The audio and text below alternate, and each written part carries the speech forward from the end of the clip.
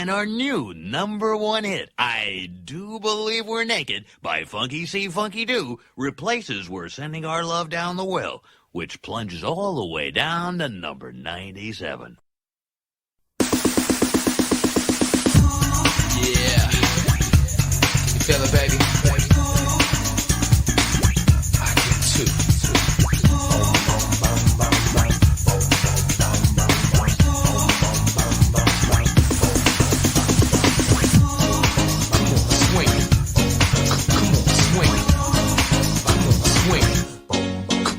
Swing.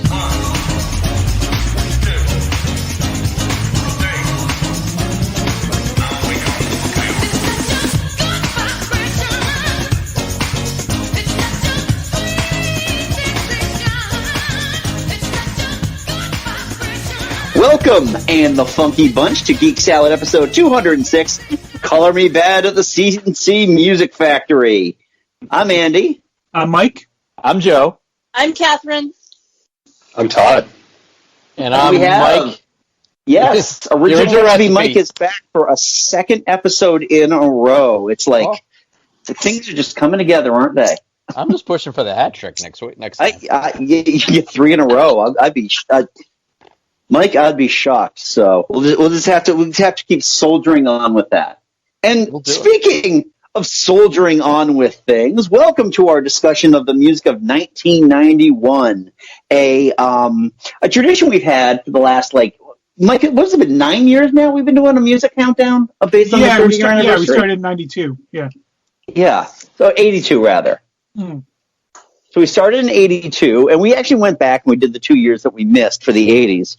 But yeah, we are back and ready to rock and roll with our music of 1991. This is a 2-part episode, as they always are. So side A that you're listening to right now will be the singles, and side B, which will be out a week from now, will be our favorite albums.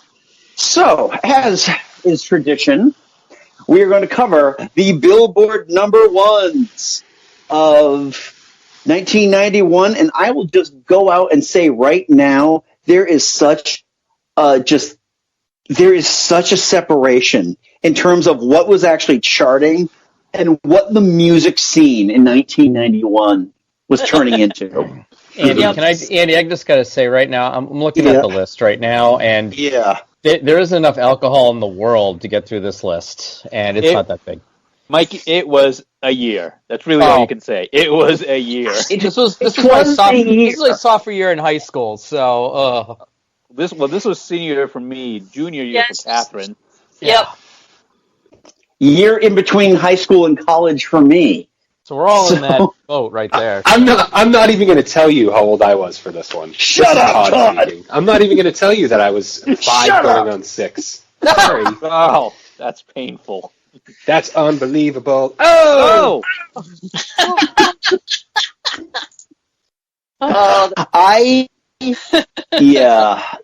just, I just got into my teens. Ooh, okay. Yeah. But I'm closer, Mike. I like that. Thank you. Somewhat closer. Discovering himself at that time. Oh. Oh boy.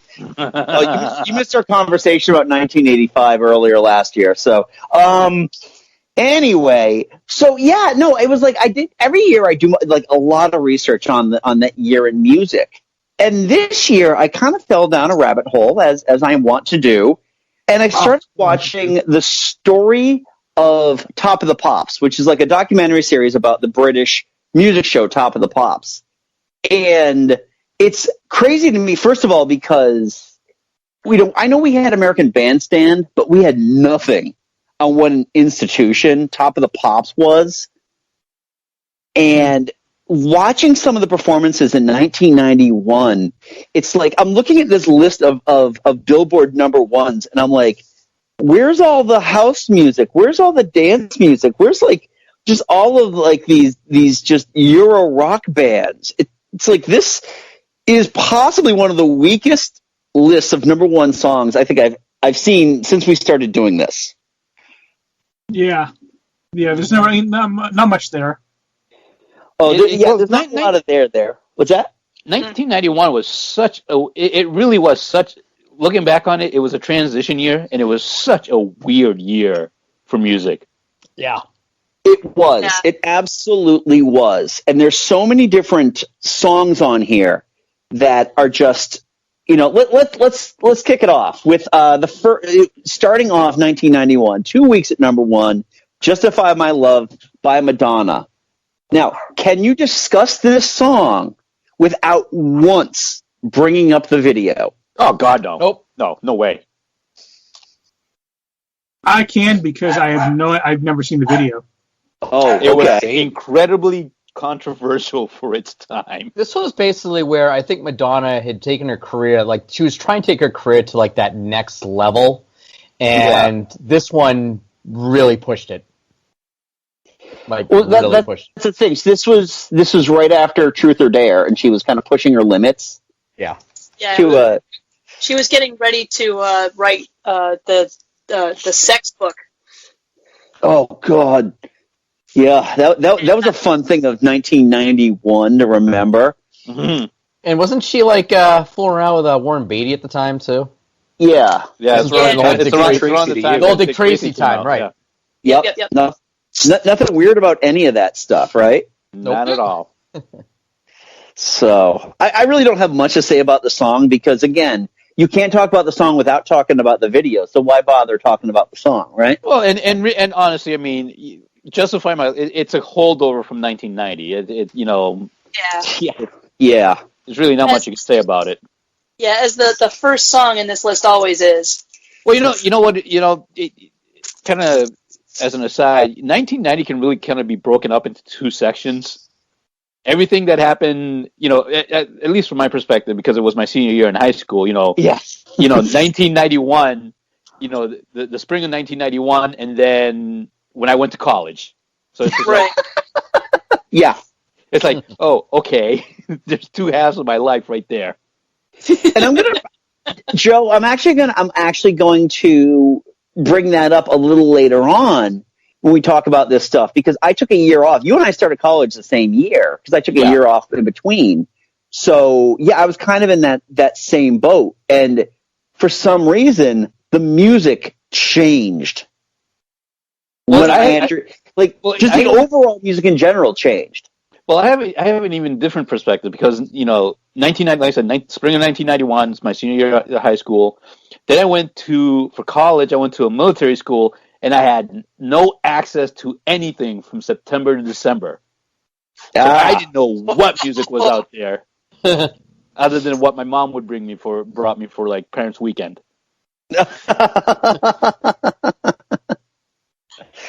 Oh man! Hey, honey, here's this Vanilla Ice guy. I don't know. He looked really cool.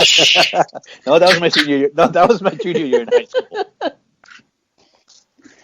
God, nice. And he had a hit this year that nobody. You know what? I'm looking at like our singles that we're going to be talking about later. Not a one of you brought up the Ninja Rap. And why would I? Well, I figured Todd might. I mean, Todd had such fond memories of his childhood with that song, right? Yeah, of course. Going to see that movie on my 6th birthday. Yeah. So yes. Do either of the mics have fond memories of Vanilla Ice's Ninja Rap? I still haven't even sat through that second movie in full. I have fond mememories of the movie. Okay. that was the first movie in a very, very, very long time that me and my brothers and sisters were allowed to actually go see the movies to see. Oh yeah, that's right. That was after the moratorium on movies. Yeah, pretty much. So that was the first one, and so Ninja Rap. I enjoyed it when I saw it when I was like 12. 13. Yeah. my only recollection of that movie is that James Sawyer and I went to see it at the movie theater, and we were the only two people in the theater. Opening weekend. Yeah, sounds about right. I went by myself. I'm pathetic. All right, let's move on to 1 week at number one. Love Will Never Do, parentheses, Without You, end parentheses, Janet Jackson. I think she was just... Most of the songs on this list, I have never heard of before. No. Right. And I feel like this song is like this is the tail end of Rhythm Nation. It's like they're just spouting out whatever hits they might have some viability in. Well, they're riding on Janet's, basically popularity at the time, and I mean, Right. the Rhythm Nation was actually really good for what Huge. it was. And then, Excellent record, yeah. And then this was a little more, it was like lightened up a little bit, I think, in a sense. And I think that's what just kind of, it almost took a step back. Like, it was safe. It was a safe song. Yeah. Well, you know what, Andy? You kind of bring up a good point that this is kind of the tail end, but really, this is the tail end for a lot of music in '91. The thing is, it's not reflected in this list. No, no. A lot of the stuff that a lot of the stuff that we listened to when we were in high school was coming to an end in this period. But like, I wasn't listening to "Love Will Never Do" or a lot of these songs I did not recognize. If only everyone was in the room right now could ask, when I asked show of hands for some of these groups that charted. Yeah. Like the next one, 2 weeks at number one, The First Time by Surface. I remember hearing that song constantly because our bus driver used to play 94.5. Oh, God. Yeah. Before it was jamming, which was even worse. And you heard pretty much everything on this list at least once. And it was just like, I remember that first time I looked into your eyes. Whatever. Oh, God. Yeah, it was just like you heard it over and over again. I'm like, oh, shoot me now, please. Whatever became of Surface, anyways. Just one word comes to mind when I hear that the first time with Surface. Who? Yeah. Pretty much, yeah. I've never heard of it before. I tried to do my homework and bone up, but I didn't listen to any of these, and I'm like, I'll just sit back and wait until I know something. But the thing, Katherine, with a lot of these number one hits, though, is that quite honestly, they're interchangeable. The majority of this list is interchangeable, and when we'll liven up a little bit when it's like, oh yeah, that song that hit number one. No way. Well, I remember Todd in the Shadows compared two of them on this list. At least one of them. Yeah, one of them's coming up in just a little bit, but before we get to that, 2 weeks. 2 weeks at number one. Gonna Make You Sweat by C&C Music Factory.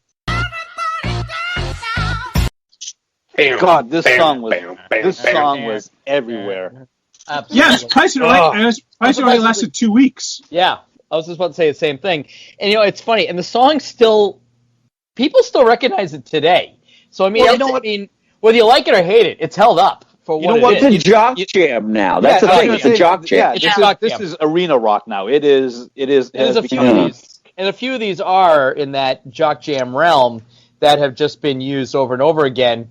Where you go to a stadium. Well, when you could go to a stadium, you'd still hear them today. Yeah. And we're not in Florida, so we can't go to a stadium. But I was like, and then you guys did one bar of it, and I was like, oh yeah, that song. Yep. All I needed was one bar. There is a funny moment. What was it? That one episode in The Office, the Cafe Disco, where Michael's trying to get everybody down. He stands up at a chair with the speaker, and he holds it up to the floor. And he starts looking. He starts lip syncing the song. He's looking at the camera. So I'm just going to say this about C&C Music Factory. Fuck C&C Music Factory. We'll start with, here's the thing. We're going to start with the Everybody Dance Now vocals. Were from Martha Wash, who was a session musician, who was also one of the Weather Girls. It's Raining Men. Mm-hmm. And she sang that uncredited, and they replaced her with person. There's that. And then there's Freedom Williams, the most self-serious, humorless fucking asshole to appear in rap in the early 90s.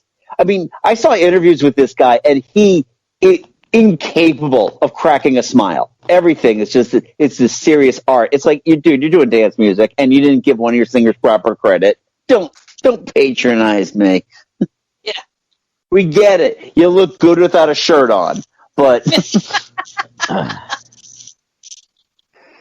So does LL Cool J, and that we know that dude in '91 was putting on the deodorant, because if you ever saw LL Cool J on MTV Unplugged, He had his shirt off, and he's just, raise your hands in the air, and it's like, he's getting you can see his all powder underneath his arms, and I'm like, oh, he's just like us. I have nothing. Mitchum. Yeah. So I have nothing else to say about this song other than Fuck CNC Music Factory. Anybody else? No, that's about right. Yeah. It's one of the very few. My brothers are 7 and 9 years older than me, and it's one of the very few CDs I remember them having during this time. So, yeah, Okay. that and Vanilla Ice. So, thanks, Andy. Hey, not a problem. I remember this is like a you, big one. Andy. Oh, the other end. Brother Yeah, sorry. Andy. My brother's name is Andy. Just I get mean, over it. it's a catchy little song. I'm not gonna lie. It's definitely a catchy little song, but I know that this is the kind of song that tricks people to buy this album on BMG Music Club, which was like the music club du jour of 1991. Because all of my friends own this CD, and I'm like, are we going to listen to any other songs besides like the two hits? Nope. Nah. No. Got it for a penny. I don't feel ripped off. You going to buy any more? All right. Back for another 2 weeks at number 1. All the Man That I Need by Whitney Houston. Probably, again, trailing off from another album prior to the Bodyguard soundtrack coming out. Yep. But it's still Whitney, and the woman had pipes. I mean, let's see. She probably had one of the pipes. greatest female vocalists probably ever. Regardless of the song, it's like even if it's like a dull song, she still makes it better than it should be. And and I would go with that in a heartbeat. Okay. I never really listened to the song that much, but I did listen to it earlier before we started this. I'm going, it's just like, it's pretty vanilla, but at the same time, it's just her style just brings out just something better in the song. Right. Anybody else on Whitney before we move on to another pop diva? No, I'm good. No. All right, now I'm noticing a frightening trend here with these number ones. There are so many songs that actually just spent 2 weeks at number 1. Another one is Miss Mariah with Someday. This is kind of like her beginning of her career. This was the very beginning of her career. This was like her first came big out in hit. 90. Yeah. Yeah. This is like her first came out big in 90. hit. Yep. I have never, ever been a fan of Mariah Carey. It's like I can appreciate what Whitney Houston does. I have no set appreciation for Mariah Carey. She's got like a utility belt of vocal tricks that she can do, and she exhausted them on the first album. Yeah, I don't know. Whenever I hear a Mariah Carey song, I always think I have tinnitus.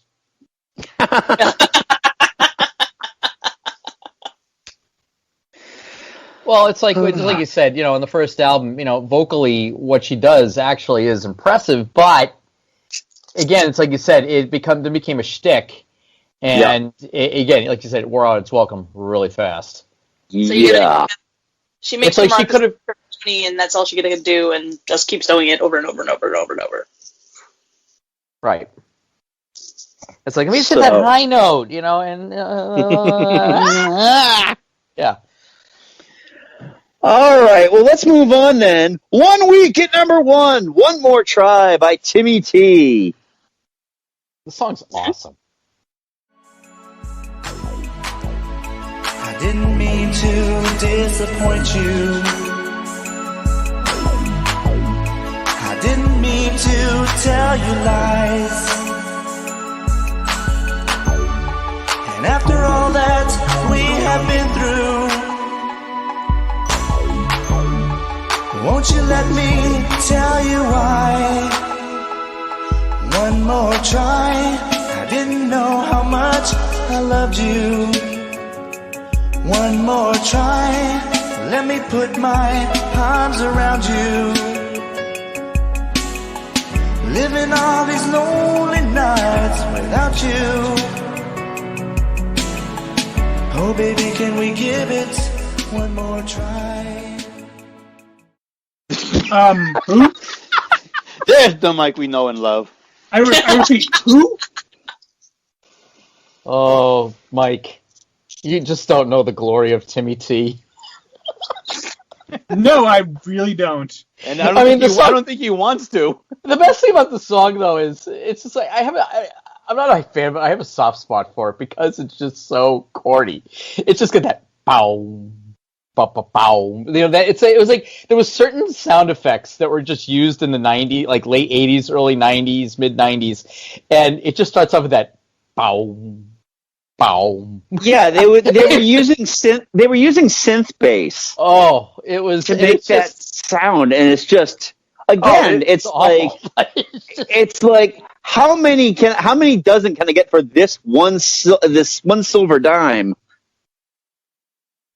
The funny thing is, like, you know, it's like some of these people didn't have bad voices, but the problem is the music behind them was just god awful. It was overly synthy. It was overly synthy, and it's just like I don't think an acoustic set could save this, but it's just like it's a lot of vocal tricks. It's a lot of I think there's just like a lot of insincere over sincerity. This is basically like a lot of these. This is what auto-tuning is now. Yeah. I don't even know if they still auto-tune because I don't listen to current music anymore because I'm old. No, I've still heard jaded. All right. Hey, we got another 2-week offender on here, Coming Out of the Dark by Gloria Estefan.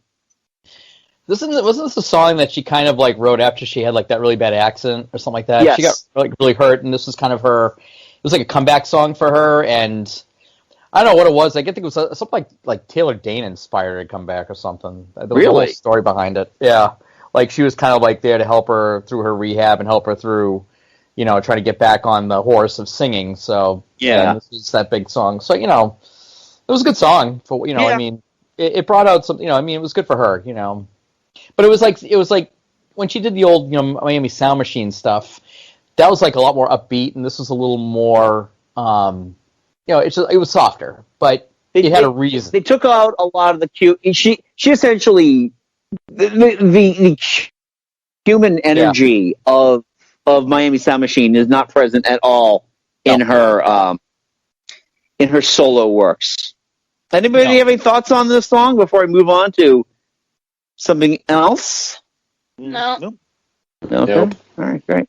All right. Now here's one that actually surprised me. Actually hit number 1. 1 week at number 1. I've Been Thinking About You by London Beat. I guess I'm all confused about you. I feel so in love, baby. What can I do? I've been thinking about you. I've been thinking about you. I've been thinking about you. Oh yeah, I've been thinking about you.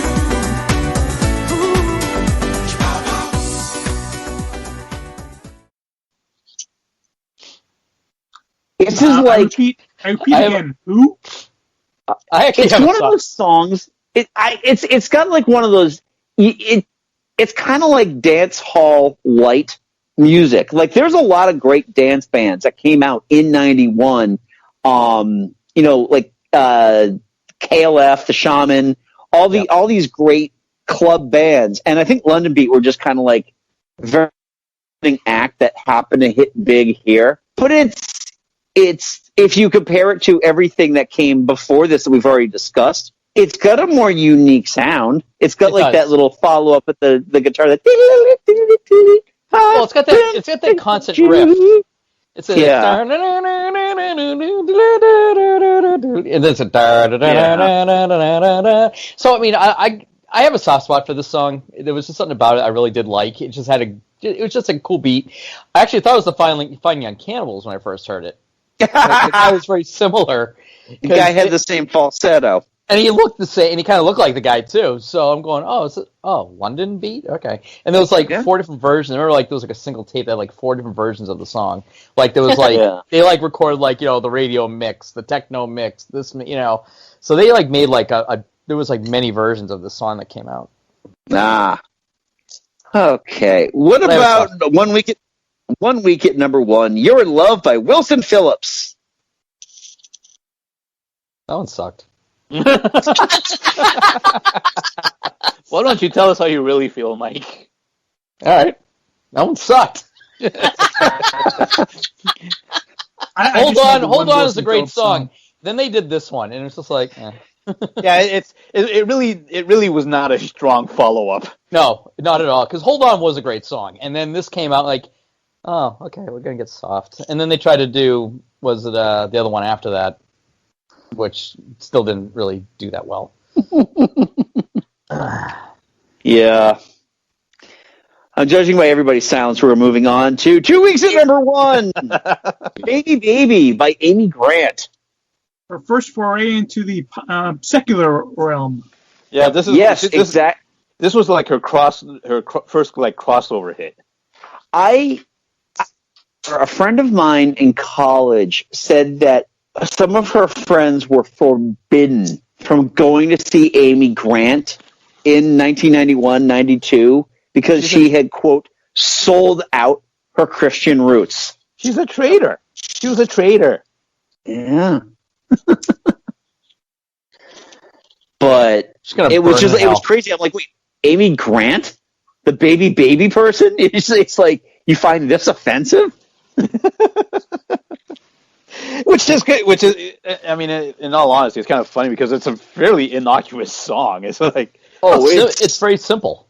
I mean, I suppose compared to, maybe it's because she wasn't like overtly Christian about it. You know, maybe that's why they turned on her. I guess. Well, if she had sang like, you know, Jesus, baby.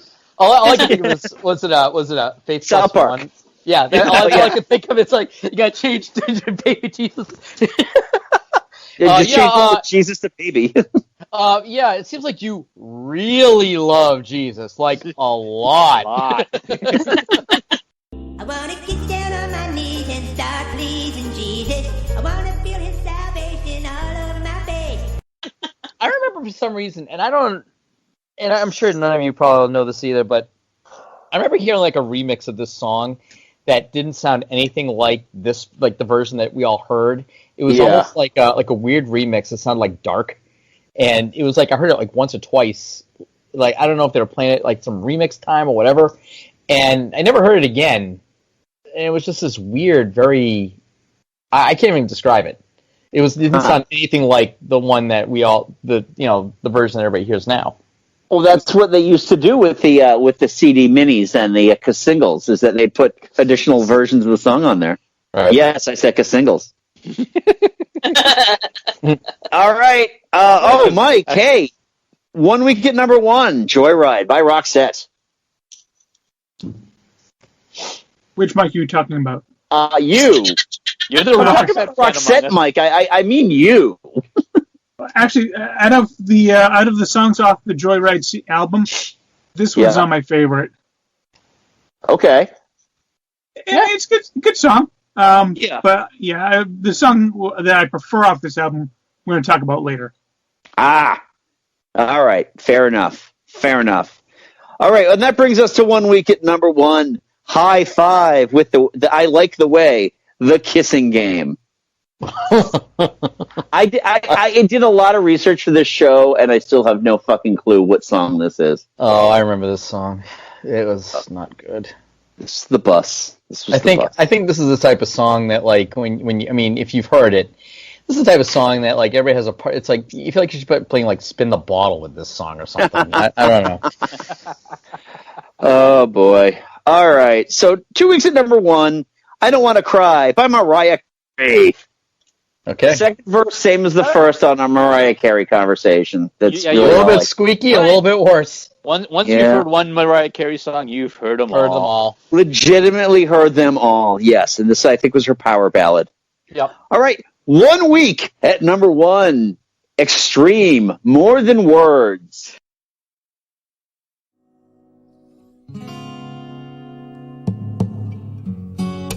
Now that I've tried to talk to you and make you understand, all you have to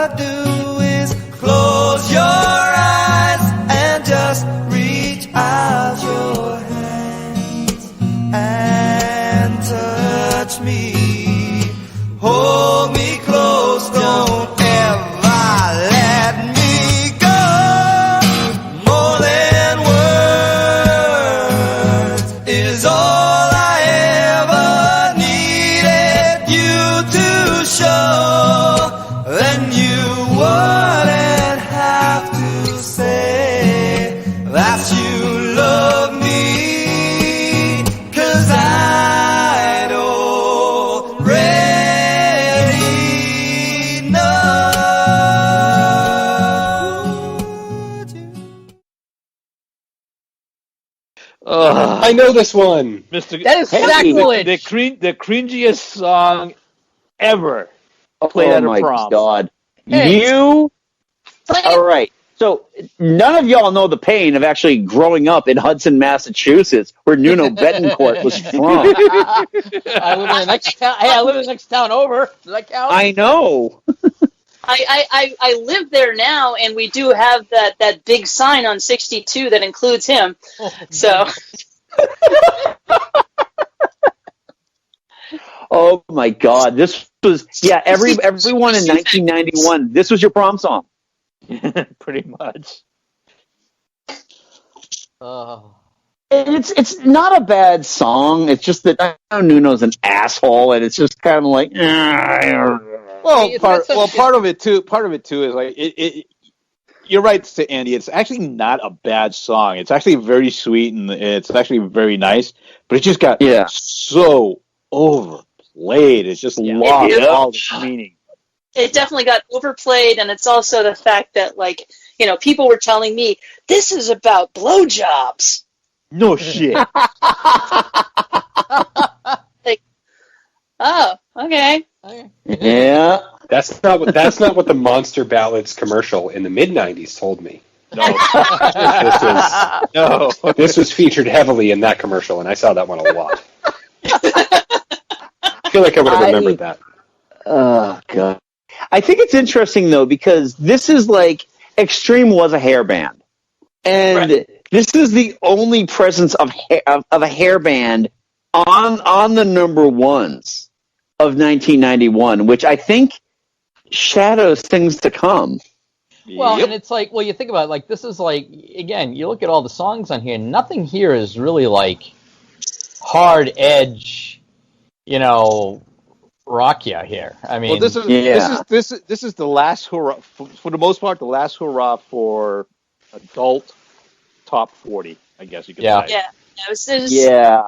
It's 1991, so the 80s are still hanging on. Like, if you look at the art from the time, you look at Saved by the Bell, the 80s are gripping it by their fingertips, going, "No, we're not going anywhere."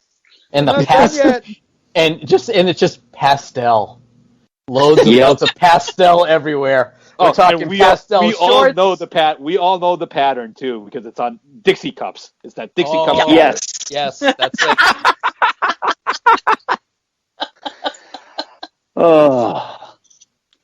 So for our next song, we're going to be taking a page from our good friend M at Verbal Diorama, and we're going to give you the obligatory Keanu Reeves reference with 5 weeks at number 1, Rush Rush by Paula Abdul.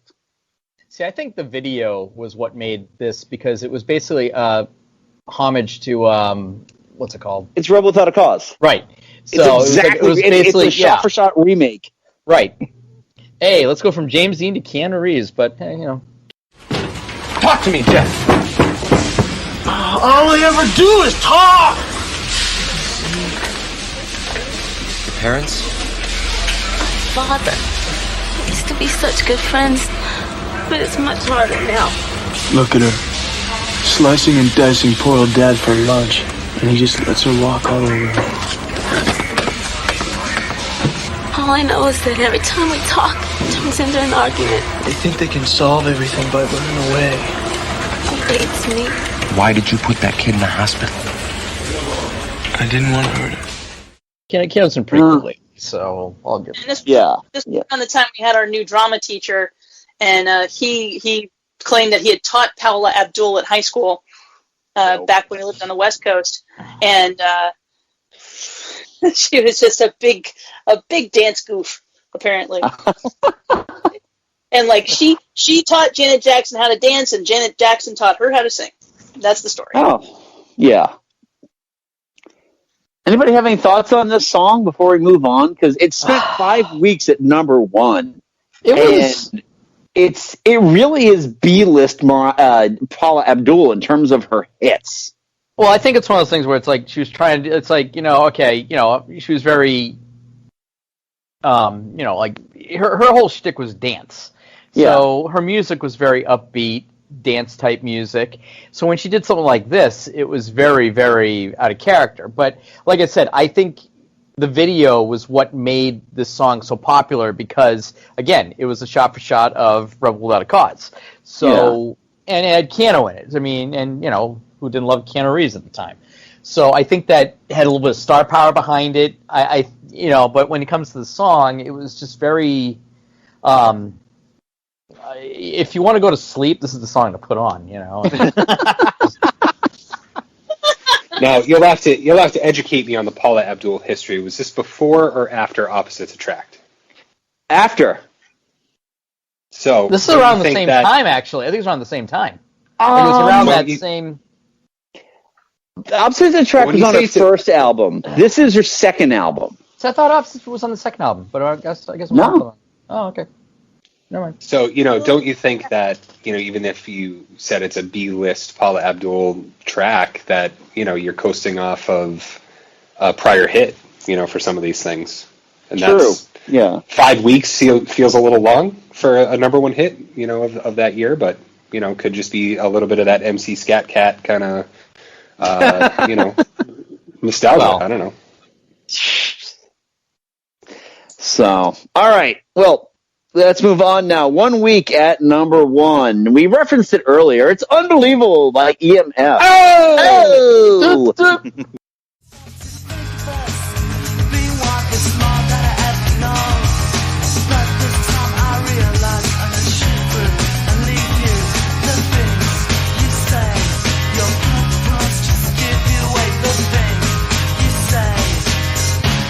You're unbelievable.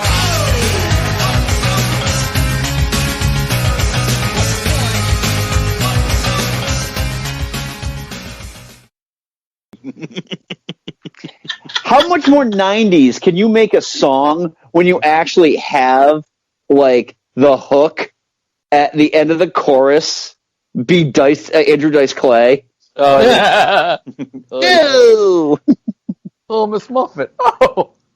Jack and Jill went up a hill, and I haven't had a meaningful conversation with my children in 5 years. Oh!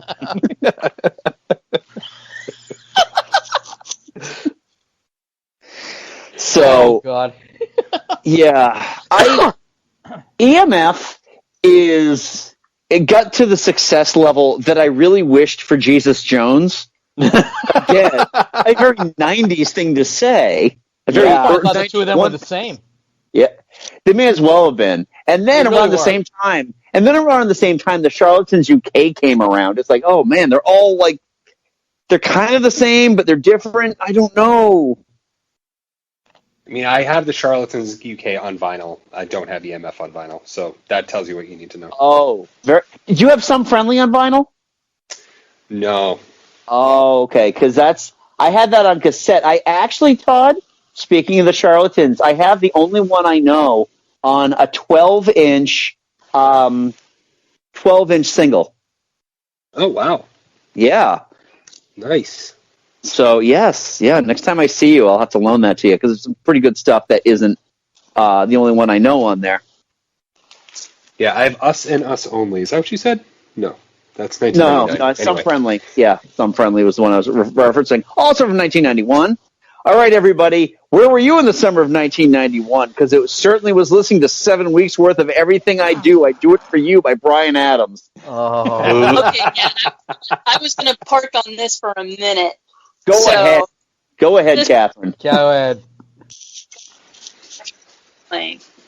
So, opening night, I went with a bunch of my friends from the live-action game in costume to go see opening night, Prince of Thieves. Hold on a second, Catherine. Where did you go see it, opening night?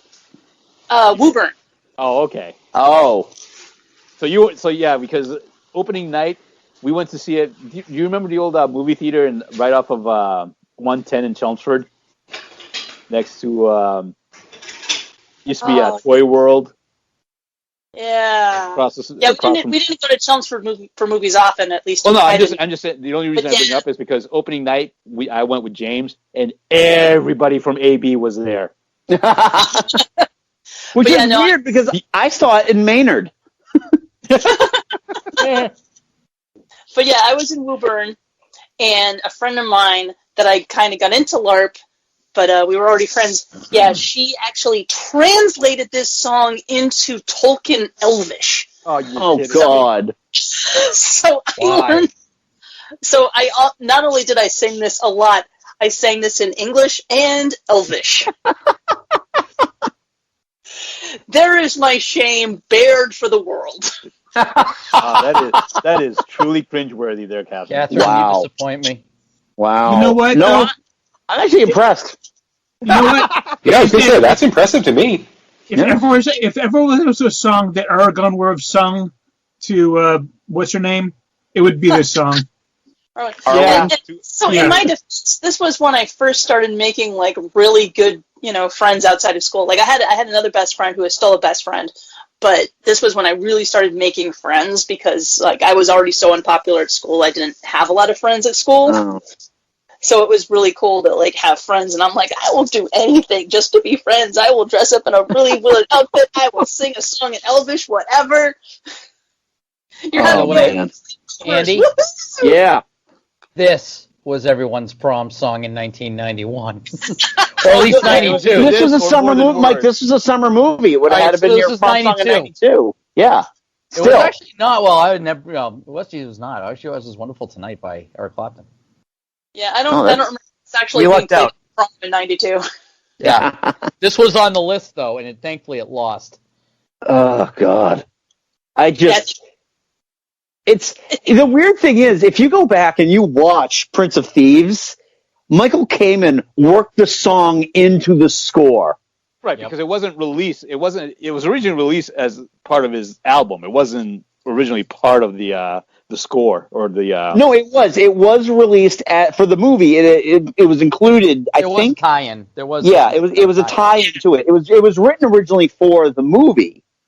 But it also ended up on his album because that's how you cross-promote it, because Bryan Adams is no fool when it comes to the fact that nobody was going to buy that soundtrack solely for that one song, and then all of Michael Kamen's music. Right. Also, didn't they do like an interesting montage for this at the Oscars where they like mixed it in with a whole bunch of famous scenes? And one of them that, the only reason I remember this was because one of the things that they did was Wesley and Buttercup coming out of the snow sand in Princess Bride. Oh, really? I distinctly remember I had rehearsals that night, so I could not be there to watch the Oscars for that performance. It was I got it just in time to watch Anthony Hopkins win Best Actor, but. Okay. Anything else about this one before we move on? It's funny because you had Bryan Adams had Reckless, which was actually a pretty decent album. Reckless is a very good album. And then he did this. Yeah. This is why Canada's apologizing for Bryan Adams.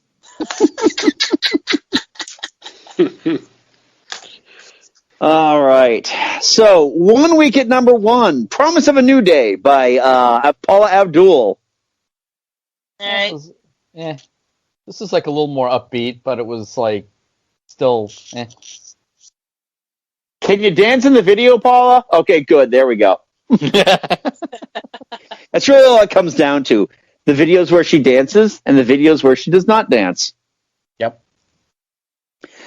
Oh, boy. Okay. 2 weeks at number 1. "I Adore Me Amor" by Color Me Bad. Welcome to the shit pile of 1991. Oy vey.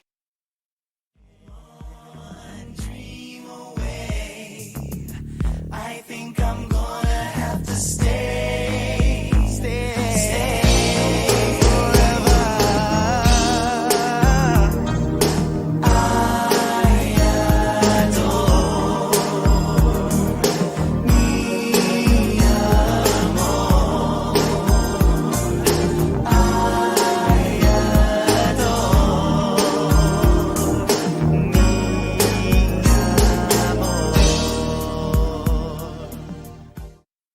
All I can think of is when Beavis and Butthead did "I Want to Stick You Up," and they said, "This is that band that had George Michael, Kenny G, and Snow." Yeah. And all the guys did look like all of them too. And the token black guy looked like Terrence Trent D'Arby. Yeah. I think to quote Beavis, it was a super suck group. Oh God. This is not good. No, this is just not good pop music. It hits all the earmarks of the '91 pop scene, which was essentially that unsincere, hyper sincerity, multiple voice parts, and just like you try to be clever with your title. I adore Mia Moore. Okay, that, and I'm going to sex you up. And here's our best of. I'm like, who are you kidding with that best of? There's 2 songs on there. The sad thing about these songs, too. It's about as useless as Tone Loc having a best of. But I think what made this song even worse, well, this is just the whole album, for example. It's like, I knew guys who were like the popular, like jock guys, who were trying to emulate this. Like, they would talk like, baby, I want to be true to you. You know, and like that attitude. And I'm like, ugh. And I'm like, all I can think of is like that gif of like Schmidt from New Grove puking. It's just. I mean, it's just like these guys would all try to act like that. Like, they would talk to the girls like they were these guys, and I'm just like, oh God, where's my Metallica album? Oh, here we go, Justice for All. Thank you. Thank you. All right. I actually had to have an argument with it was a guy in school. He was like one of the popular guys. And him and I actually had an argument. And he tried to argue with me that people like Gerardo and ABC were more of a future than Metallica. And of course, I lost the argument because I wasn't in the popular crowd. So I'm like, and how'd they all do? Yeah. Save that one for the high school reunion. Oh, I will. Oh, man. All right, so moving on, 1 week at number 1, some jagoff named Mackie Mac and his funky bunch. Yeah. Can you feel it, baby?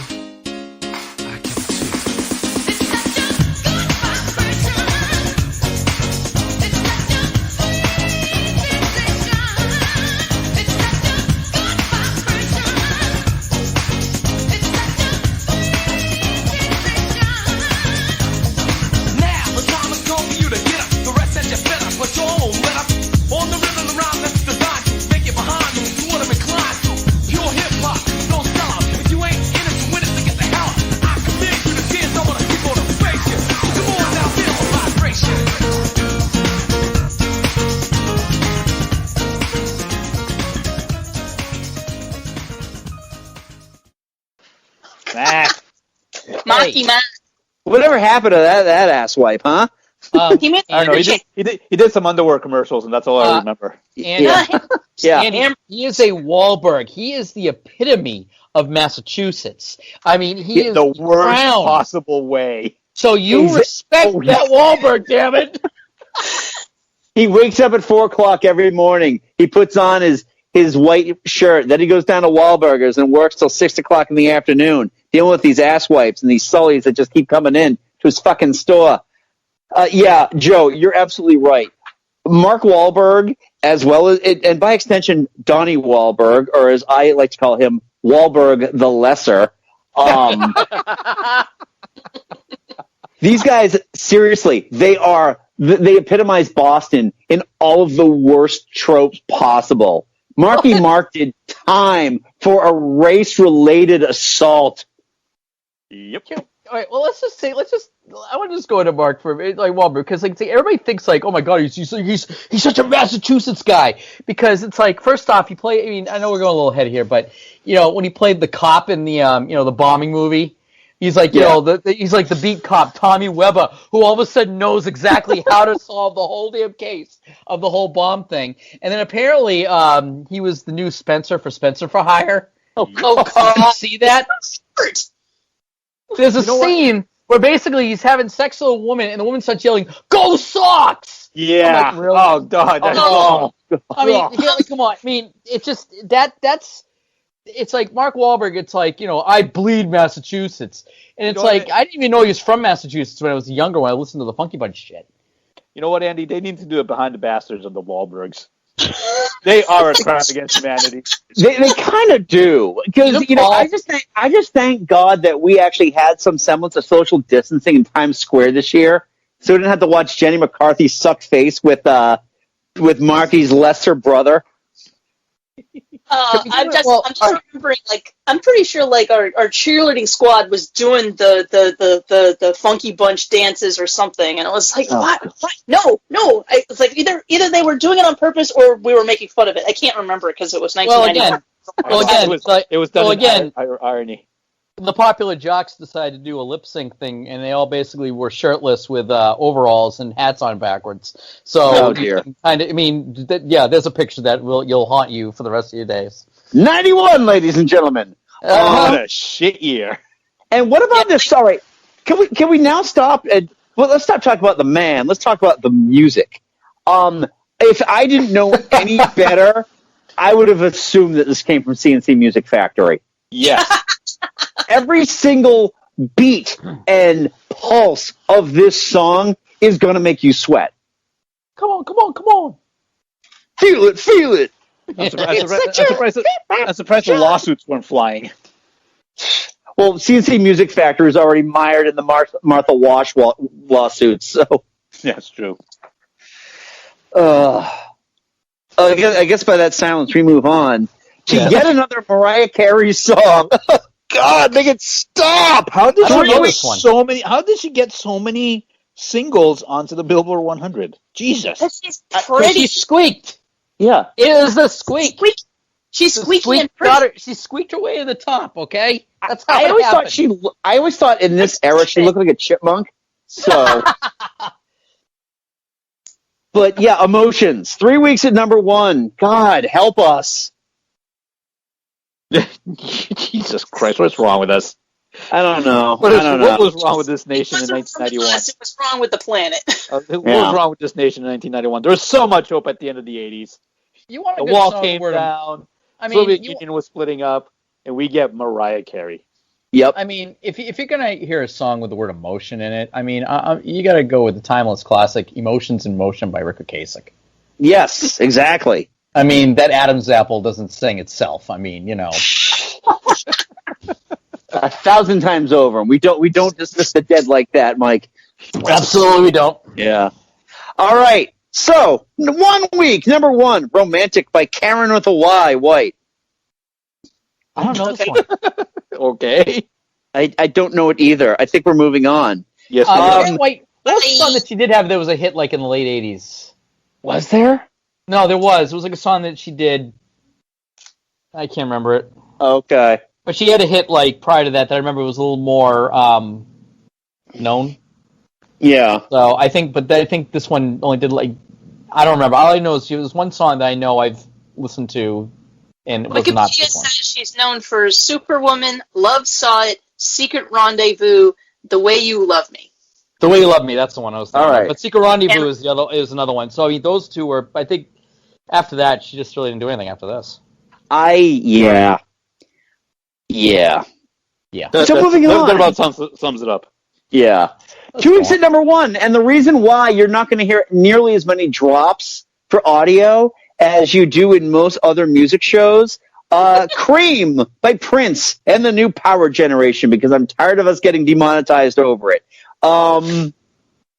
I really have very little memory of the New Power Generation era of Prince. I just remember not caring for it as much. Yeah. And I love Prince. No, it was like... No, I mean, I tried, and it didn't feel like there was anything there that really stuck out. And like I said, there's some really good, like, deep-cut Prince stuff. If you really, like, go beyond what everybody's heard, there's some really good stuff, but I just don't remember anything, like you said, Andy, I don't remember anything out of the New Power Generation that really, really kind of hit it. Yeah. Yeah. So, anybody else have any thoughts on Cream? Which is not Get Up, the song that everyone does think of when they think of the Symbol album. 2 Pumps, 1 Cream? Oh, boy. Oh. You know, it only sounds dirty, but when you know the context of it.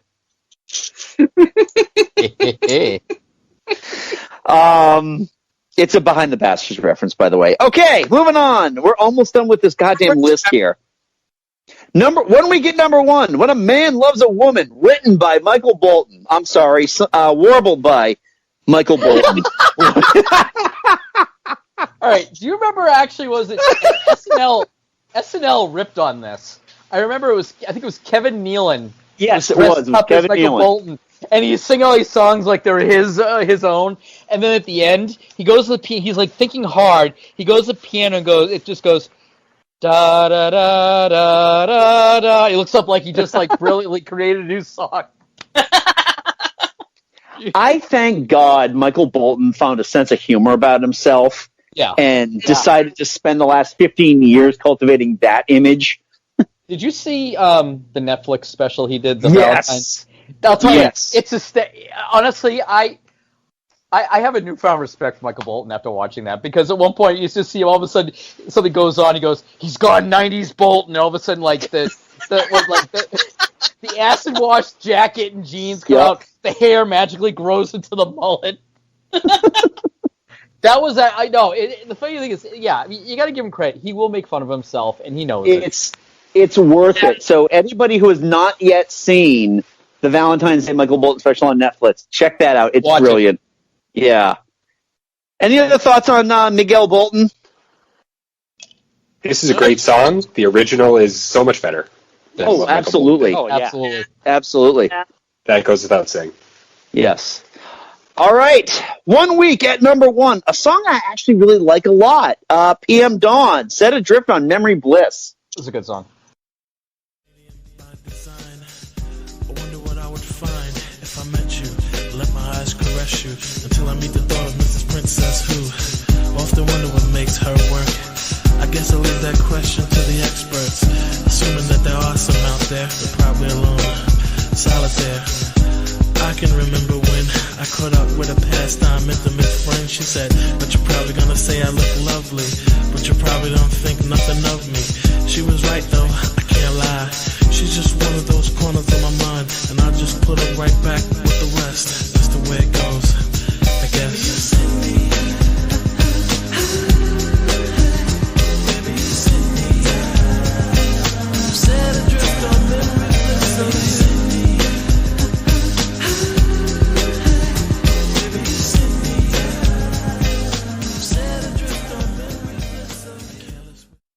Which sampled heavily from True by Spandau Ballet. I think, is this out of all the songs, I think it's probably, it's sampled, but it's sampled well. It's sampled well. It's nice too, because it's got like that nice smooth soul. It's got a bit of a hip hop edge to it, but it's very trippy. It's like it just feels like it's going in like this puff of hookah smoke, and it's this lovely, just audible feeling that you get listening to the song. I've listened to this album too. This album is actually really good. I wish these guys did better. Andy, would you say this song would rank in the same kind of hooky feeling as like Bread's If? Go to hell, Mike.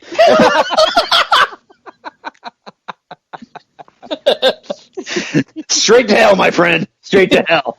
You're just so glad to have me back, aren't you? I am. Oh, boy. Anybody else have any thoughts on Set Adrift? Because only spent 1 week at number one, so unfortunately we can't spend that much time. It's an underrated song. I think underrated for not being as long as it should have. Yes. And then finally, to close out 1991, 4 weeks, Black and White by Michael Jackson. I'm surprised this wasn't longer. Well, this ends out the year. This could have had a couple more weeks than 92. I never bothered to look. Also, continued Macaulay Culkin's career for a little bit. Oh, God. Something that only Richie Rich and the Good Son would kill. Did you ever see, I think In Living Color did a parody of Home Alone with Michael Jackson? Oh, no.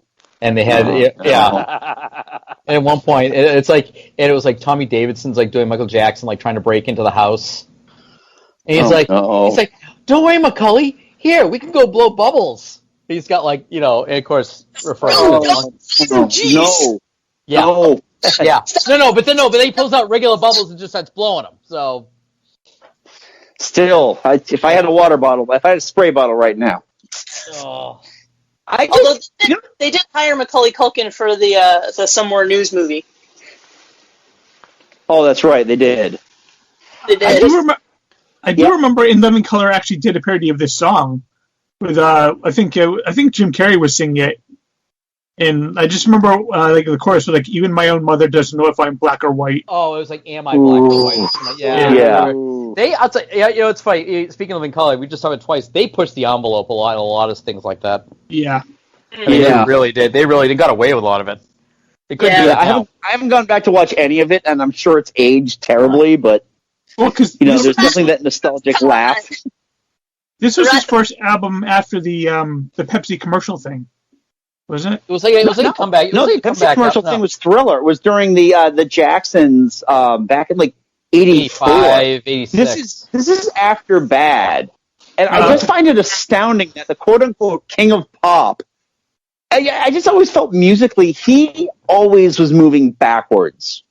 It's like Thriller was a great album, and then Bad was like, man, there's a couple of good songs on there. Like you get Smooth Criminal out of that one, and then this one's just like, oh, we're just selling that as Michael, aren't we? Does this one have Dangerous on it? I believe. Yeah. This is Dangerous is the album. Research they did for something else. Yes, Dangerous is the album this year. Because I actually like that song. Okay. Remember the Time was a good song too. Good video. Yeah. Good song. Yeah, Black I or remember White the video with Magic Johnson and Iman. So yeah, sorry, that was an old joke from when she married David Bowie. So I got that. Yeah.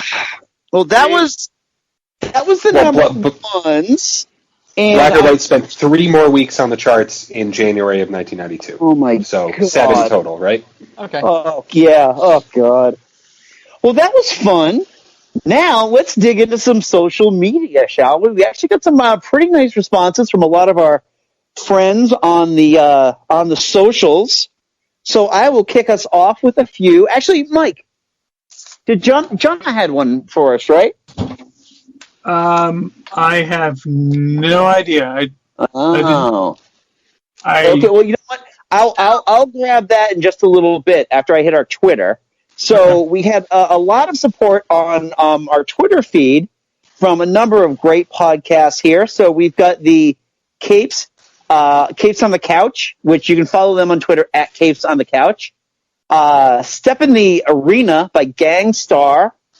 All Sold Out by Pete Rock and CL Smooth. Low End Theory by ATCQ. And Apocalypse 91 by Public Enemy. 91 was a great year for hip-hop, which Katherine's husband is going to get into in just a few moments. Yep. Our friend Kurt Smith, who is a constant watcher on our YouTube live feed, brings up Roll the Bones by Rush. Mm-hmm. The For Nerds by Nerds podcast, which is FNBN podcast, brings up You Could Be Mine by Guns N' Roses, one of my favorite songs of all time. Then we've got Nerdy Photographer podcast, which is at The Nerdy Photo. Says, while 1991 gave us Temple of the Dog, it also gave us The Boy Who Ate Lasagna and Could Jump Over the Church by King Missile. Oh, jeez. King Missile. Oh. Yo.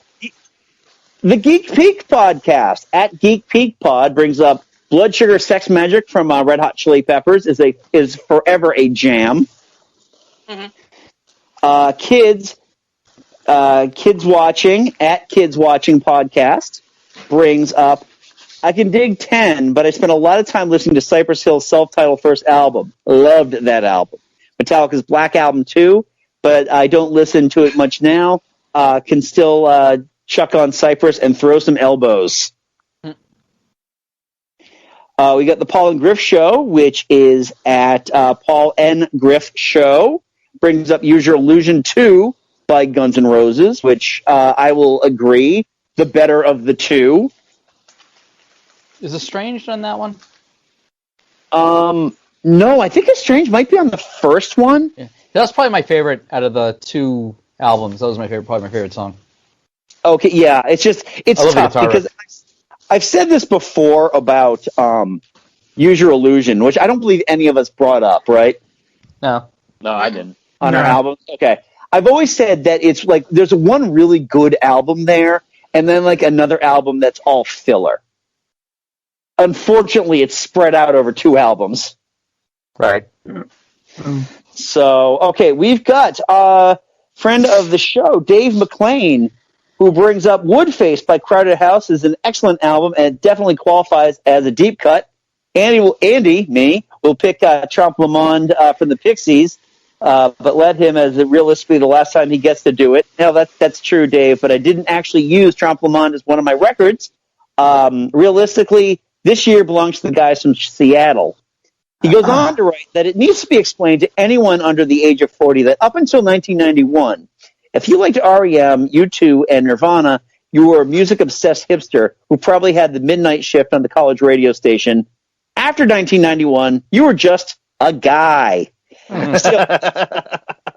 Still, if alternative music had to go mainstream, the first 4 bars of Smells Like Teen Spirit is a pretty awesome way to go. And also, in the spring of 1991, his friend, Big Rob Mohawk, left a message on his answering machine inviting him to see a band, Vovoid. Vovoid sucked, and Rob would make me pay for his ticket, so I said no. Opening for Vovoid were 2 tiny bands no one had heard of yet, called Nirvana and Pearl Jam. The show was $10. It's kind of funny. You think about it. That's like the seeds of grunge right there. It is. It really hadn't, like, so not until like 94, 95, and it really took off. But it was like 93, 94-ish, I'm thinking. Yeah. Is what really took off. But that was like the beginning. Yeah, 91 is when, Nevermind came out. Well, I was going to talk about this later. But yeah, 91, Nevermind comes out, and that puts grunge on the map. And then 10 comes out, and that keeps it on the map. Yeah. Yes. I would agree with that. All right, so we've got Keeping Up with the Cardassians. That's the Star Trek Cardassians. That Cardassian pod brings up Pocket Full of Kryptonite by Spin Doctors was released in August 1991. Super underrated band and album. Yes. They didn't start charting until 92, so Little Miss Can't Be Wrong with the night was a hit from 92. Yeah. And I actually had the pleasure of seeing them as the headliner on a show with Cracker and the Gin Blossoms, and that is the most 90s thing I'm going to say today. That is the 90s thing you've ever 90'd. Yeah, exactly. I might have been wearing CK1 when I went to the show, too. But were you drinking Crystal Pepsi, please? No, but actually, Todd, I was of drinking age then. I could have been drinking a Zima. That's true. That's true. All right, and then we've got the last one here, the FN Nerds podcast, FN_Nerds, brings up Enter Sandman, Metallica. Yeah! Which I had to listen to it over and over and over and over. Well, I mentioned that during our album cast discussion. Yes, discussion about the Black Album, and like I said, Enter Sandman was my favorite song off that album. It is their most mainstream song. Oh yeah, it is absolutely their most mainstream song. I liked Of Wolf and Man myself, but one of the things that I was going to mention, I was going to talk about this. I know you guys talked about the album already. I was going to say that in the Josie and the Pussycats movie, there was the boy band Crash Lands, and they're presumed dead. Oh yeah. And it turns out they're not dead. They just crashed at a Metallica concert, and Seth Green is the only character able to speak. He's like, yes, we crashed at a Metallica concert, and thank God we knew the lyrics to Enter Sandman.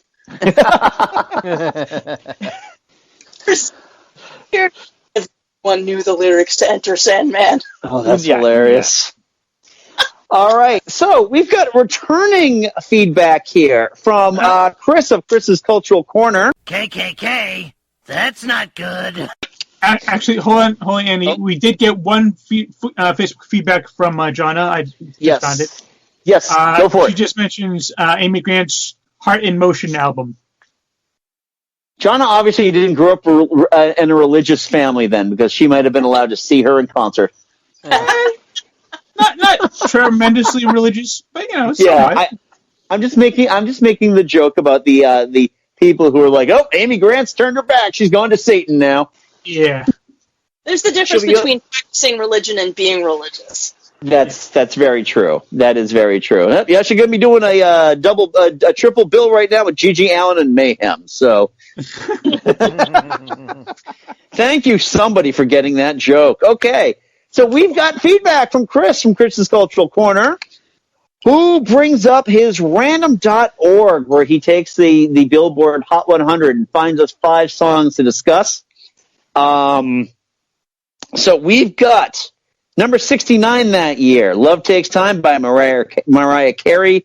Chris writes, I do like this song. I was a big Kiss 108 fan. No kidding. And this song was one of my favorites. 3 a.m. Eternal by the KLF.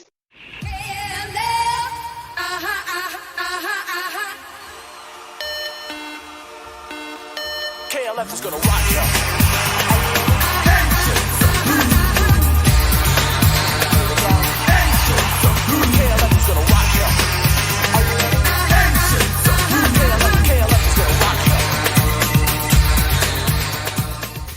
KLF is going to rock you. The British electronic band that had just learned on Wikipedia that they were also known as the Time Lords and had a song called Doctor and the TARDIS. I now have respect for them. Yeah, no, Doctor and the TARDIS is fun. Hey, Doctor, that is the KLF. Hey, yes.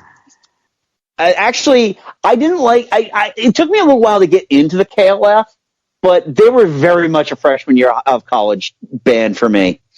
Things that make you go by CNC Music Factory, a song that was made popular, a popular bit done on the Arsenio Hall show.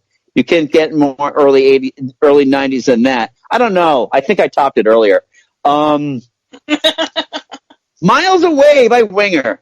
Not bad. I've heard better Winger songs. Really? Have you?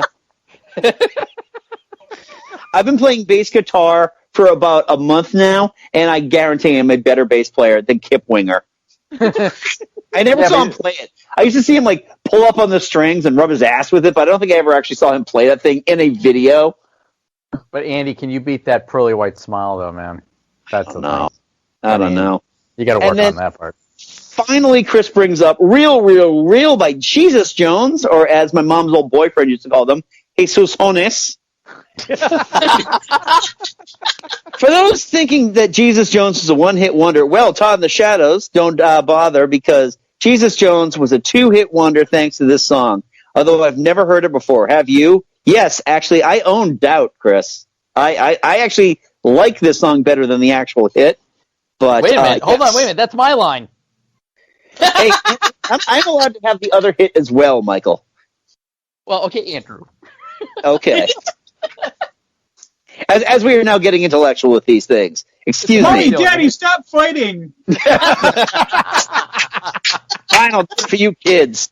All right. Katherine. Yes. I believe your husband had something that he wanted to share with us. On a couple of the hip-hop songs that were not actually on our list of things that we're going to talk about. Okay. There is Naughty by Nature's OPP. He says it is an incredible example of call and response music, one of the oldest forms of music. And then the other one is Fuck Compton by Tim Dog, which was a bold choice for a first single, given how powerful and influential NWA were and still are, as a matter of fact, at the time. Huh. That's interesting. 1991 was the very first year I ever actually laid out money for rap albums, and I bought Ice-T's OG Original Gangsta. Nice. Good. Because I love New Jack City. So, I had to get New Jack Hustler, Cop Killer. Yeah, I had on cassette, and it was just it was just freeing to listen to it and just be like, fuck this, fuck this, The New Jack times were just pretty awesome. I mean, let's just face it. Yeah. New Jack rap ruled. Oh, boy. Okay, so why don't we get into some of these other singles that we put on the list here, and we're going to just kind of like breeze through these as well, because we're running a little long on side one here. So, again, going to mention the song. I know a lot of you guys mentioned them. You put them on here as well, so feel free to speak up when I bring it up here. So first off, we've got Right Here, Right Now, which was the big hit from Jesus Jones, or Jesus Jones.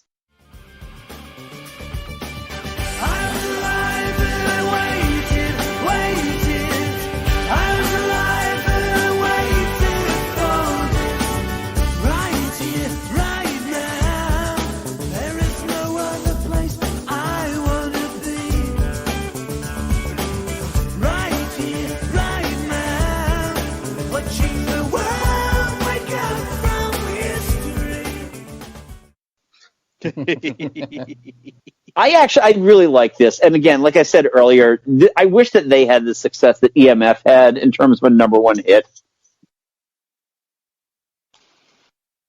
Okay. Nothing? Okay.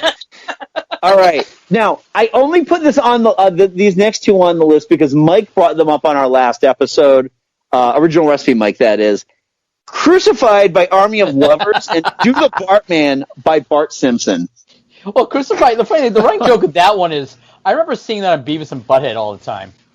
And it was like, they start going like, the chick that's singing, she's like, she's like the big cleavage and like, yes, yes, all of a sudden the guy comes up, no. So I remember Brian Dermy and I would like constantly reference this one. Yeah, I went to a lot of clubs in college, so Army of Lovers was one of these bands that they would play constantly. And for its time, they're not terrible. They definitely fit within that clubhouse scene that we were getting at that point. Do the Bartman on the other hand. My daughter loves The Simpsons, and I have yet to introduce her to the song "Do the Bartman" because it's just like, I don't want to hear it forever. It's like the low note in that early Simpsons marketing. It was one of those things where the song was like a hit for like a day or two, and then it was gone. Yeah, like it was there, it was popular. Like you heard it for like a week, and then that was it. I remember it having much more staying power than that, at least in my high school. Yeah. Yeah, and then it was replaced by Throwing Our Love Down the Well. I think it was replaced by I'm in Big, Big Trouble by Bart Simpson. See, I thought it was Can I Borrow a Feeling, which we'll definitely cover on that retro album review, right? Yes, exactly. Kirk Van Houten, let's do this. Fill me up with your glove of love. Didn't Michael Jackson have something to do with Do the Bartman? Yes. No. Did he? I think he did. He might have. If not, he's at least referenced, now that you mention it. I thought he was like background vocals. Or something. They wrote a script as dancing. Yeah, now that you mention it, I think there is at least some reference to him, if nothing else. I don't know. It's been... Yeah, it's backing vocals on this. Yeah, and that was right around the time of he did his episode of The Simpsons, a year or two later. So he was kind of involved with The Simpsons from the start. Oh, that's ignorant. That's ignorant. All right. Now, here was a big hit in 91, Silent Lucidity by Queensryche. Another thing that was a great song, but got overplayed. And during the last week of WAF, I was like, can you play some Queensryche? But I didn't specify, and this is what they played. And I was like, really? Really, this one? There's so many better Queensryche songs than this and this one? Oh, my God.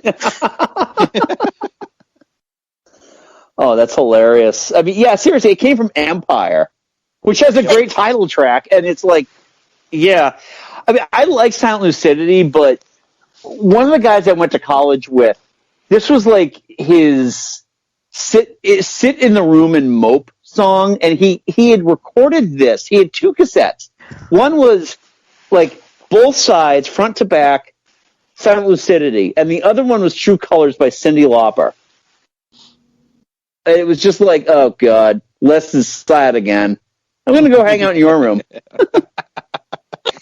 Yeah, it's a good song, but it was so overplayed that I'm still tired of it.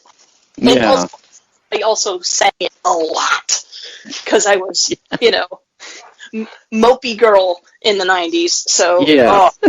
And it's like there are some things I'm good with, and I can revisit it again. And this one, someday I can listen to it and not be tired of it. All right. And so after that, we've got Groovy Train by The Farm. Okay, I'm judging by the sounds that no one else has ever heard this song before, so we can move on. I'm sure I've heard it. I just don't remember it. Okay. I found this really great Spotify playlist of 1991 alternative rock. And this appears on there. There's a lot of stuff like, oh yeah, that song. Oh yeah, I remember that song too. I love that song.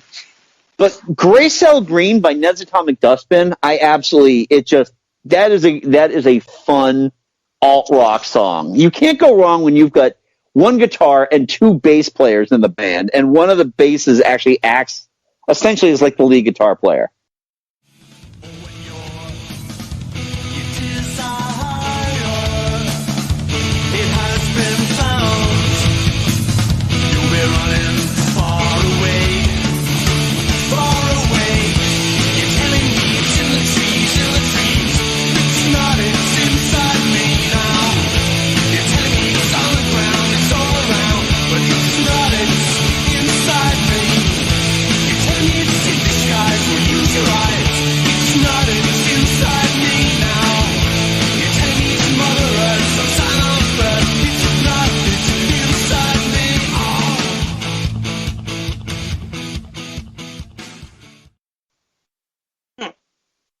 It really is cool.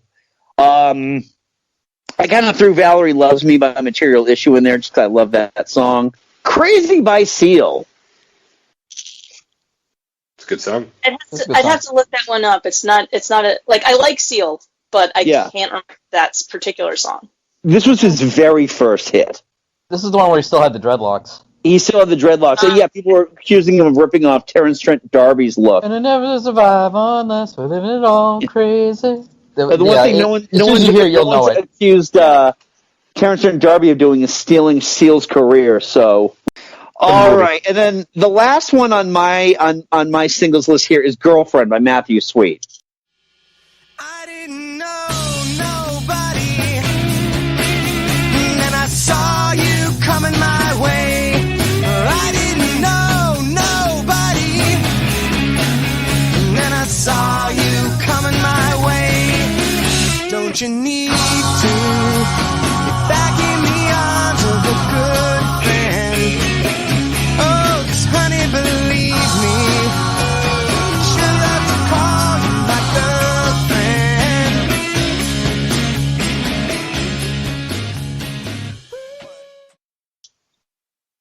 Matthew Sweet is a guitar genius. Great album. That's actually I love that. I love Matthew Sweet. Yeah, it's got a great. I don't think he gets enough credit as being a guitar great.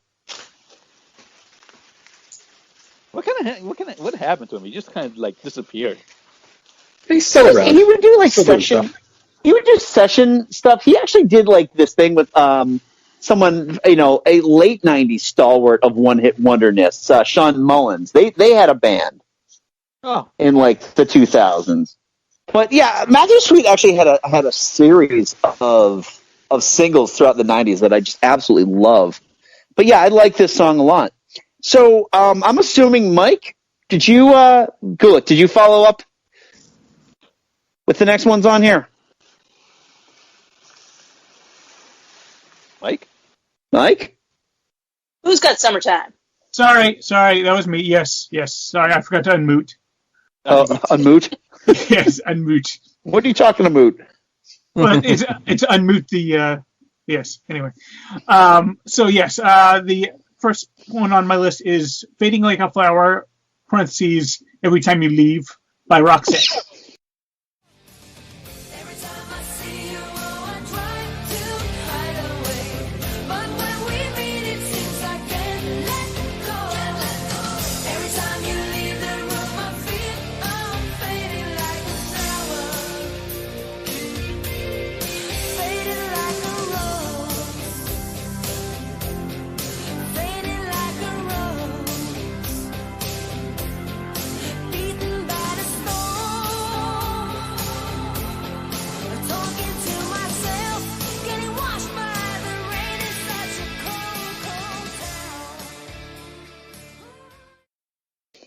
Okay.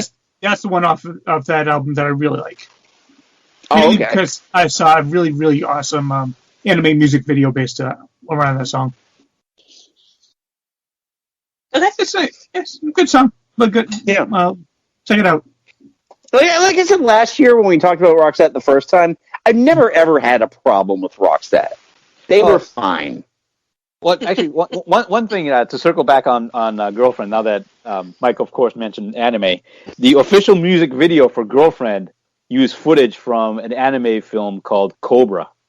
Yes, which is actually a kick-ass anime. But anyways, that's my anime moment for the night. So is that far, the guy? Is that the guy with the arm for like the gun? Yeah. Yep. Oh, yeah. Seeing that one as if there's not more than one anime with guys with guns for arms. Well, there's another Cobra with Sylvester Stallone. I mean, Yeah, but that's not anime. Well, no, it's not. Not much. Anyway, the next song on my list is "Summertime" by DJ Jazzy Jeff and the Fresh Prince. It's a great song. It is a good song. It's a fun song. It is. That is a good song. Yeah, that was one of the ones my husband's like, okay, you guys are going to talk about that. That's fine. Because it's good. Yeah. I noticed it wasn't on the list of number one, so I was like, we have to talk about this song. It's a fun song. Well, because you know what? It's safe hip-hop. Yes. Compared to what everything else that was coming out at the time. Right. Yeah. But unlike like Freedom Williams that I mentioned earlier, because fuck that dude, they actually had a sense of humor about what they were doing, and they were having fun with it. And quite honestly, this second album, they actually kind of grew a little bit as songcraft, a song craftsman. Mm-hmm. Fun song. Yeah. And the last two songs on my list are both country songs, both by Travis Tritt. Okay. Here's a Quarter called Someone Who Cares. That is a fun song. It's a really fun song. And it's basically exactly what it sounds like. He's just telling you, here's a Quarter called Someone Who Cares. Yep. And the other song is a song called Anymore.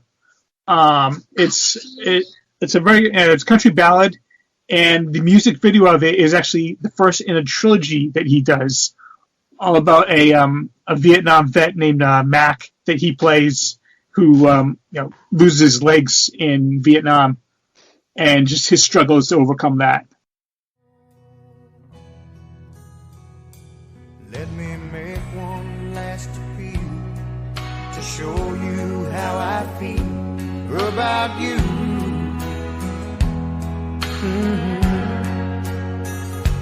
Cause there's no one else, I swear, holds a candle anywhere next to you.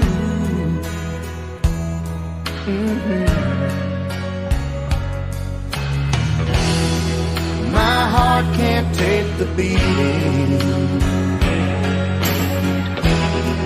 not having you to hold. A small voice keeps repeating deep inside my soul. It says I can't keep pretending I don't love you anymore.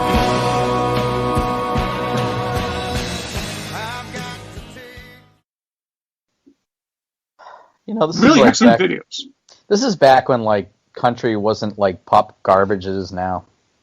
Yeah, it's the kind of midway between pop and country. It was a good contemporary. Yes, very much so.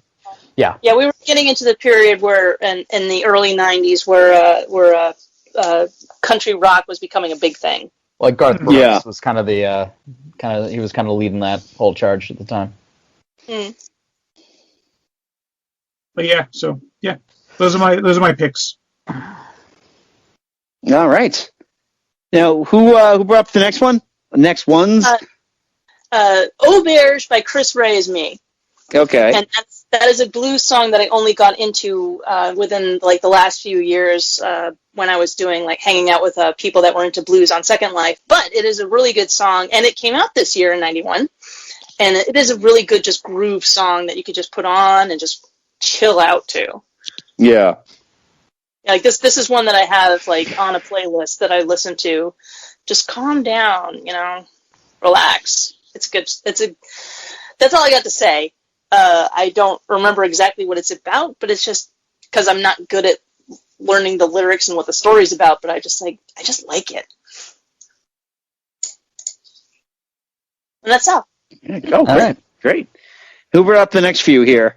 Oh, that's me. All right, remember Strike It Up by Black Box? No.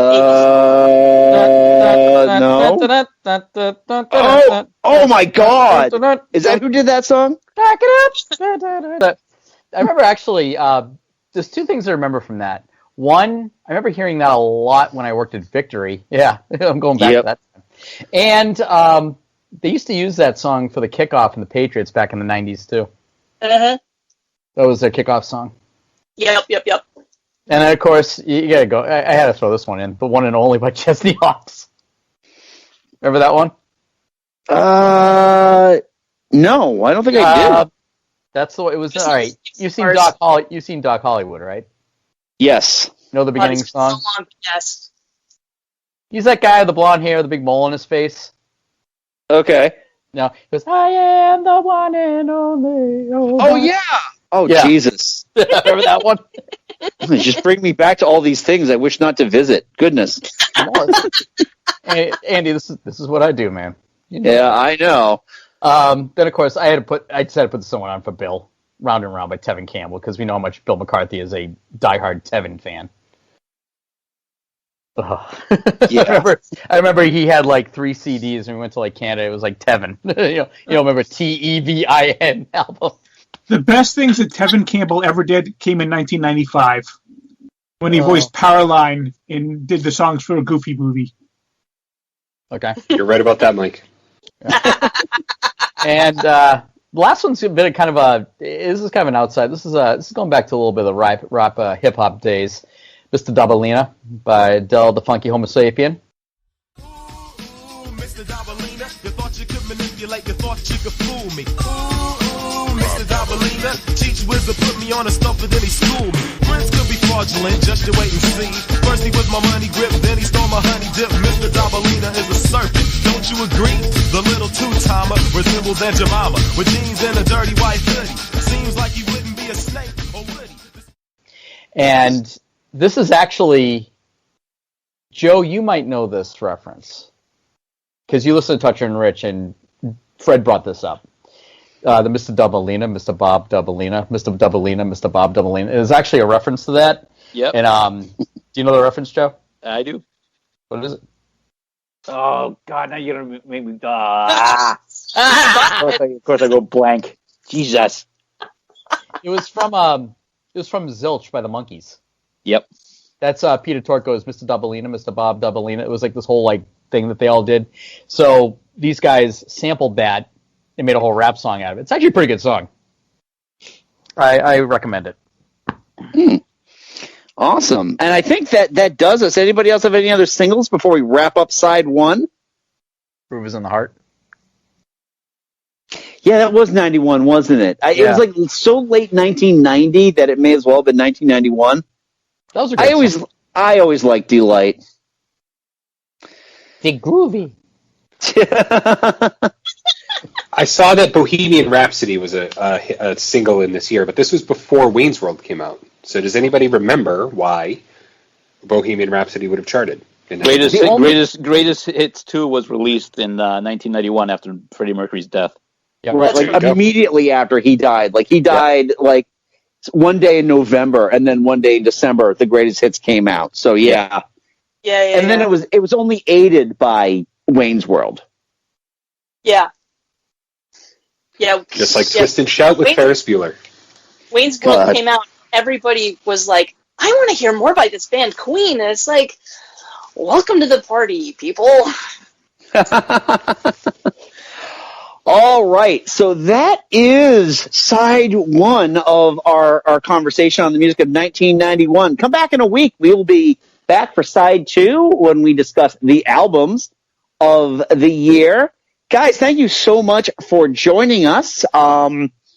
And by thank you for joining us, you're not leaving yet. We're just pretending like this is like Behind the Bastards, Catherine, where it's like they're going to stay here. We're going to record, and now we're going to read more from Ben Shapiro's shitty book. So, oh God! And you can tell we can tell we planned ahead for this to be a two-parter because I'm not doing the outro and the intro for this one. Exactly. So, and he has to do more stuff from Ben Shapiro's shitty book because his mother's got cancer. So why are you ragging on Rob? I'm not ragging on Rob. I love when he reads from Ben Shapiro's shitty book with Brett Hawthorne. And that is such a bad book. Oh my God. Yeah, exactly. But anyway, we're not here to talk about Behind the Bastards. We're here to talk about Geek Salad, which you can get wherever you get. If you're listening to us right now, you're already at the right place to get your podcasts from.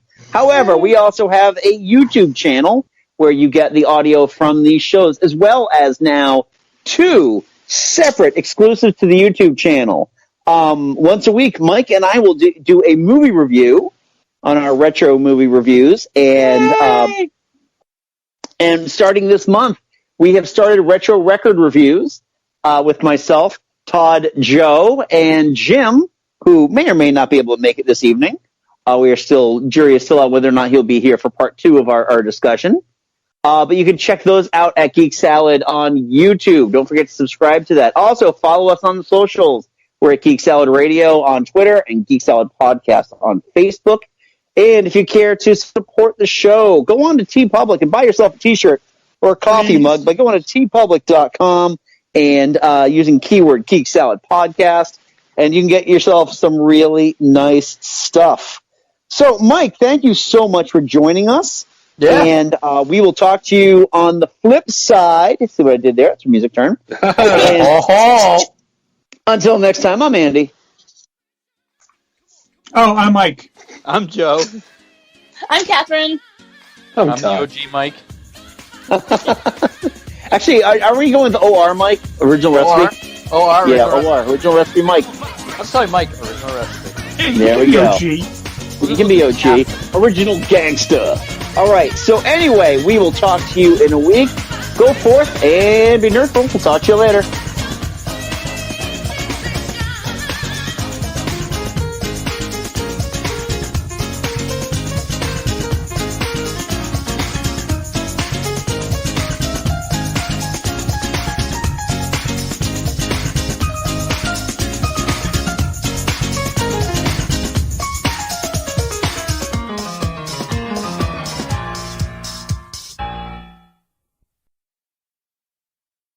I've had lipstick stains on my underwear a few times.